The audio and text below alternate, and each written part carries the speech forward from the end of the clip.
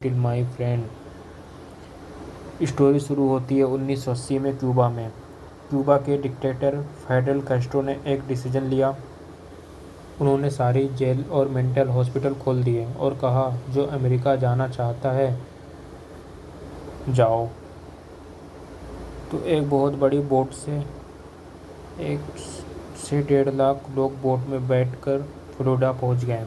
इन लोगों में था टोनी मोंटाना। टोनी छोटा मोटा क्रिमिनल था क्यूबा में। सपना सिर्फ एक था, अमेरिकन ड्रीम। पैसे, पावर और रिस्पेक्ट चाहिए था उसे। अमेरिका में आते ही टोनी और उसके दोस्त मैनी राइबेरिया को फ्रीडम टाउन नाम के एक रिफ्यूजी कैंप में बंद कर दिया जाता है। वहाँ 3 महीने पड़े रहने के बाद एक डील होती है। एक मियामी का गैंगस्टर फ्रैंक लोपेज बोलता है, अगर तुम एक आदमी को मार दोगे तो मैं तुम्हें ग्रीन कार्ड दिला दूंगा और तुम बाहर निकल सकते हो। टोनी बिना सोचे हाँ बोल देता है। वो आदमी को मार देता है और कैंप से बाहर निकल जाता है। बाहर आते ही टोनी को फ्रैंक के लिए छोटे मोटे काम मिलने लगते हैं, जैसे बर्तन धोना, बारटेंडर का काम। पर टोनी को ये पसंद नहीं आता। उसका डायलॉग था, मैं इस देश में आया हूँ बड़ा आदमी बनने, बर्तन धोने नहीं। फिर आता है टोनी का पहला बड़ा टेस्ट। फ्रैंक कहता है, कोलंबियन लोगों से कोकेन की डील करना है। डील करने जाते हैं टोनी, मैनी और 2 दोस्त। वहाँ धोखा हो जाता है। कोलंबियन लोग टोनी के फ्रेंड को बाथरूम में ले जाकर चेनसा से टुकड़े टुकड़े कर देते हैं। बहुत ब्रूटल सीन रहता है ये। टोनी वहाँ से पैसे और ड्रग्स दोनों ले लेता है और ड्रग डीलर को मार देता है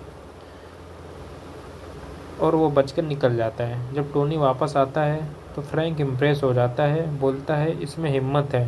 टोनी अब फ्रैंक का राइट हैंड बन जाता है। टोनी को 2 चीज़ चाहिए थी। एल्विरा, फ्रैंक की जो गर्लफ्रेंड थी, वो बहुत प्यारी थी, वो उसे टोनी को चाहिए थी। और दूसरा डायरेक्ट डील। फ्रैंक बीच में दलाल बना हुआ था। टोनी सीधा कोलंबिया के किंग एलेजांड्रो सोसा से बात करना चाहता था। टोनी पीछे सोसा से मिलता है। पहला डील $2 मिलियन का होता है और सक्सेसफुल हो जाता है। टोनी रातों रात अमीर बन जाता है। टोनी को अब लगता है फ्रैंक अब काम का नहीं है, तो वो फ्रैंक को सोसा के नाम पे मरवा देता है। फ्रैंक के मरने के बाद टोनी सीधा एल्विरा को प्रपोज करता है और शादी कर लेता है। अब टोनी के पास सब कुछ है, बड़ा बंगला, स्पोर्ट्स कार और बॉडीगार्ड, और बैंक में इतने पैसे कि गिनना मुश्किल हो जाता है।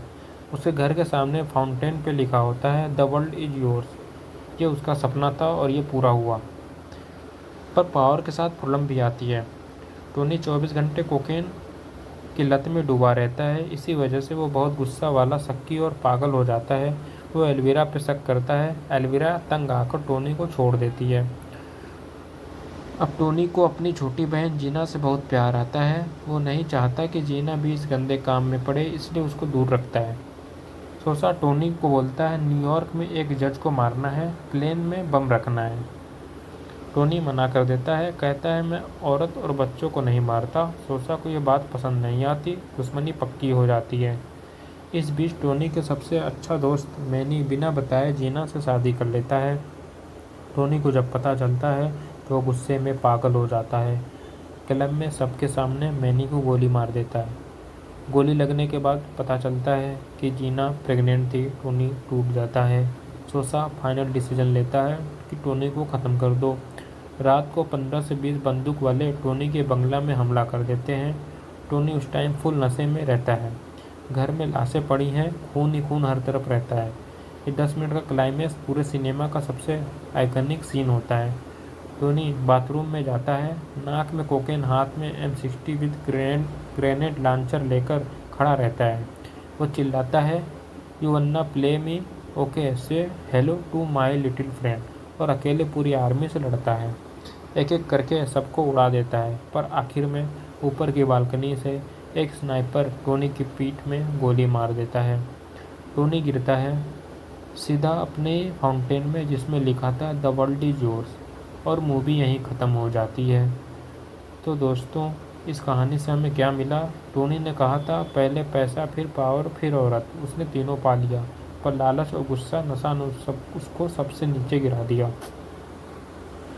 डायरेक्टर हमें बताना चाहता है कि अमेरिकन ड्रीम के पीछे अंधे होकर भागना बर्बादी की तरफ ले जाता है। तो दोस्तों, कैसे लगी ये एक्सप्लेनेशन कमेंट में बताओ। तुम्हें टोनी कौन सा डायलॉग सबसे बेस्ट लगा। अगर ये वीडियो पसंद आई हो तो हॉलीवुड एक्सप्लेन हिंदी चैनल को सब्सक्राइब करना बिल्कुल मत भूलना। मिलते हैं अगली वीडियो में एक नई मूवी के साथ। तब तक के लिए द वर्ल्ड इज़ योर।